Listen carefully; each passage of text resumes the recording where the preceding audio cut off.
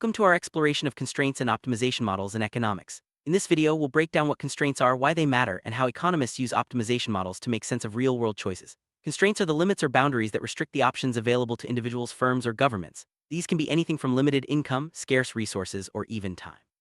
Understanding these limitations is the first step in analyzing economic behavior. Let's begin by looking at the fundamental role constraints play in shaping decisions and how they set the stage for optimization. Constraints in economics come in many forms. The most common are budget constraints, which limit what consumers can purchase based on their income and the prices of goods. There are also resource constraints, which affect firms and industries, such as limited raw materials or labor. Governments face policy constraints like legal regulations or fiscal limits. Each type of constraint shapes the set of choices available, influencing how resources are allocated. By recognizing these different constraints, economists can better model and predict behavior in various economic settings. Let's focus on budget constraints, a foundational concept in consumer theory. Imagine you have a fixed amount of money to spend each month. The prices of goods and your income together form a boundary called the budget line that shows all possible combinations of goods you can afford. If you spend more on one item, you have less to spend on another. This trade-off is at the heart of economic decision-making. Understanding budget constraints helps explain why consumers make certain choices and how changes in income or prices affect their behavior. Firms also face constraints, but theirs often involve resources like labor, capital, and raw materials. For example, a bakery can only produce as many loaves of bread as its oven, staff, and flour supply allow. These resource constraints force firms to make choices about what and how much to produce. By analyzing these limitations, economists can predict how firms respond to changes in input prices or technology, and how they allocate resources to maximize profit. Governments and organizations often operate under policy and legal constraints. These can include regulations, tax laws, or spending limits. For instance, a government may have a cap on how much it can borrow or spend in a year. These constraints shape public policy decisions and influence how resources are distributed across society. Understanding these boundaries is crucial for analyzing the impact of government actions on the economy. Now that we've covered constraints, let's turn to optimization. In economics, optimization refers to the process of making the best possible choice given the constraints. Whether it's a consumer maximizing satisfaction, a firm maximizing profit, or a government maximizing social welfare, optimization models help identify the most efficient allocation of resources. These models use mathematical techniques to find the optimal solution within the given boundary. The heart of every optimization model is an objective function. This function represents what the decision maker wants to achieve, such as maximizing utility, profit, or social welfare. The objective function is subject to the constraints we discussed earlier. By defining the objective clearly, economists can use mathematical tools to determine the best possible outcome given the limitations. Let's look at a simple example of consumer optimization. Suppose you want to maximize your satisfaction from spending your monthly budget on food and entertainment. Your objective function is your total satisfaction and your budget is the constraint. By comparing the satisfaction you get from each dollar spent on food versus entertainment, you can allocate your budget in a way that maximizes your overall happiness. Firms also use optimization models. Imagine a factory that wants to maximize its profit by choosing how much of two products to produce. The objective function is profit, and the constraints are the available labor and raw materials. By analyzing the profit from each product and the resources required, the firm can determine the optimal production mix to achieve the highest profit possible.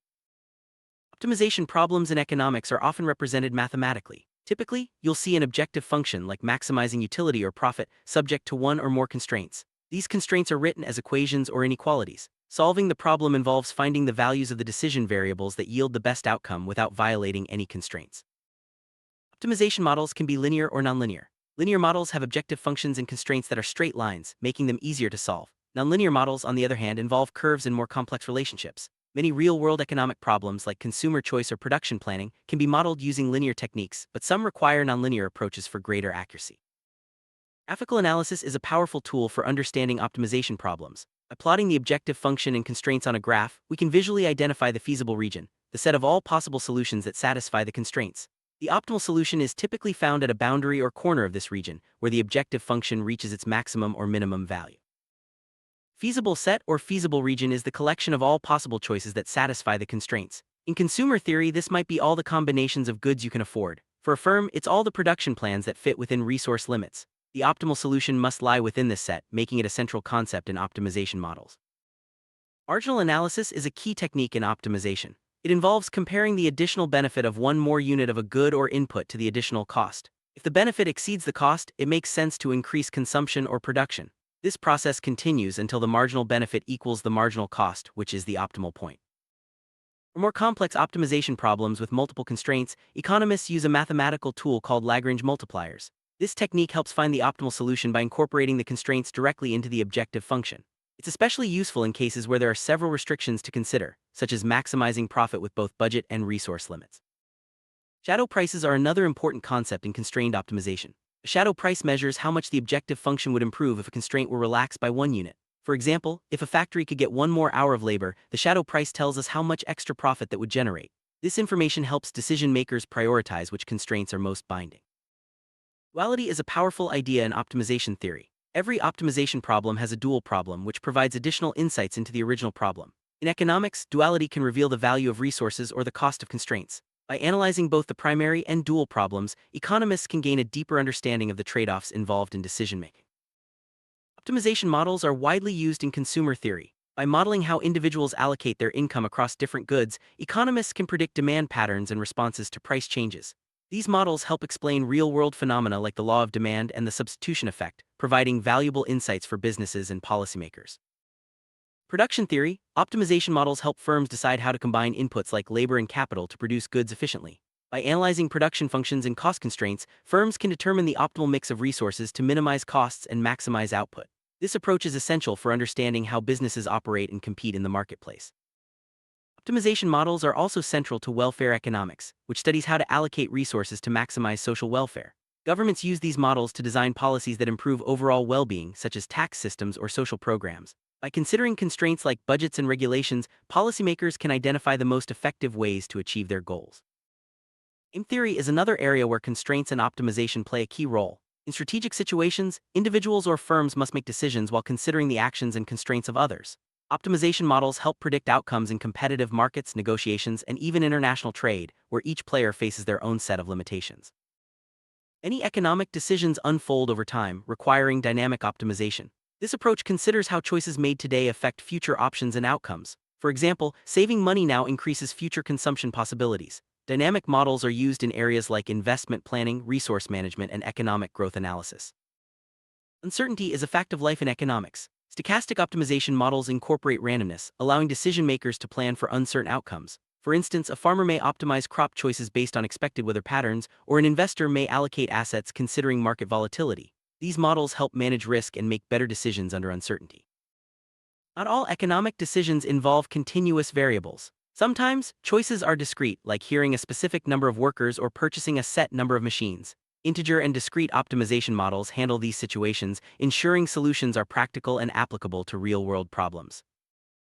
Network optimization is used in logistics, transportation, and supply chain management. These models help firms find the most efficient routes for delivering goods, minimizing costs and meeting constraints like delivery times or vehicle capacities. Network optimization is essential for modern businesses operating in a globalized economy. Environmental constraints are increasingly important in economic decision-making. Firms and governments must consider limits on pollution, resource depletion, and sustainability. Optimization models help balance economic goals with environmental protection, guiding decisions that promote long-term well-being for society and the planet. Labor markets are shaped by constraints like minimum wage laws, union agreements, and skill shortages. These factors influence employment, wages, and productivity. Optimization models help policymakers and businesses understand how labor market constraints affect economic outcomes and design strategies to improve efficiency and fairness. Access to capital is a major constraint for firms and individuals. Credit limits, interest rates, and financial regulations all shape investment decisions. Optimization models help determine the best ways to allocate capital, manage risk, and maximize returns within these financial constraints. International trade is governed by constraints like tariffs, quotas, and exchange rates. These factors influence what goods are traded in what quantities and at what prices. Optimization models help countries and firms navigate these constraints to maximize the benefits of trade while minimizing costs and risks. Supply chains are complex systems with many constraints, from production capacity to transportation limits and inventory management. Optimization models help firms coordinate activities, reduce costs, and ensure timely delivery of goods. Effective supply chain management is crucial for competitiveness in today's global markets. Not all constraints are external. Behavioral economics studies how psychological factors such as habits, biases, and social norms limit decision-making. These internal constraints can lead to choices that deviate from purely rational models. Understanding behavioral constraints helps economists design better policies and interventions. Technology sets important boundaries on what is possible in production and consumption. Firms must work within the limits of current technology, but innovation can shift these constraints. Optimization models help firms decide when to invest in new technology and how to adapt to technological change. Access to information is a key constraint in many economic decisions. Imperfect or asymmetric information can lead to suboptimal choices, such as adverse selection or moral hazard. Optimization models that account for information constraints help improve outcomes in markets like insurance, finance, and healthcare. Time is a universal constraint. Individuals, firms, and governments must make decisions within limited time frames. Time constraints affect everything from daily routines to long-term planning. Optimization models help allocate time efficiently, balancing short-term needs with long-term goals.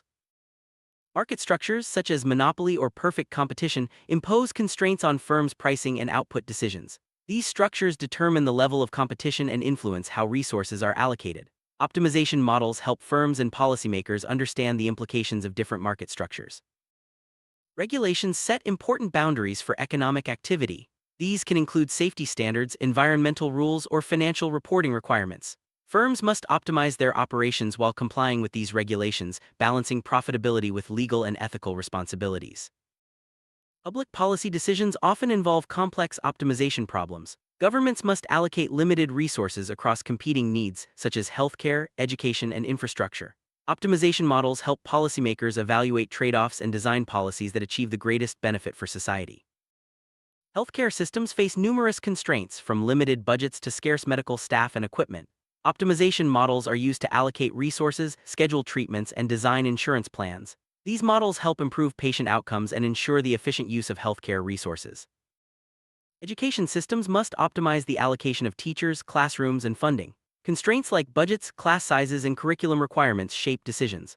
Optimization models help administrators design effective schedules, allocate resources, and improve educational outcomes for students. Transportation systems face constraints like road capacity, fuel costs, and scheduling. Optimization models are used to plan routes, schedule vehicles, and manage traffic. These models help reduce congestion, save time and money, and improve the efficiency of public and private transportation networks. Energy markets are shaped by constraints like fuel availability, environmental regulations, and demand fluctuations.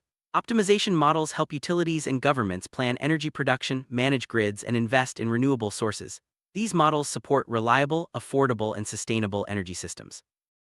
Farmers face constraints like land, water, and weather. Optimization models help them decide what crops to plant, how much fertilizer to use, and when to harvest. By maximizing yields and minimizing costs, these models support sustainable and profitable agriculture. While optimization models are powerful, they have limitations. Real-world data can be incomplete or uncertain, and models may oversimplify complex situations. Behavioral factors and unforeseen events can also affect outcomes. It's important to use optimization models as tools for guidance, not as perfect predictors. As technology advances and data becomes more available, optimization models in economics are becoming more sophisticated. Machine learning and artificial intelligence are opening new possibilities for modeling complex systems and solving large-scale problems. The future holds exciting opportunities for using optimization to address global challenges. Wrap up: constraints and optimization models are fundamental tools in economics. They help individuals, firms, and governments make the best possible decisions given limited resources. By understanding the types of constraints and how optimization works, we can better analyze economic behavior and design effective policies. As the world changes, these models will remain essential for tackling new challenges and improving well-being.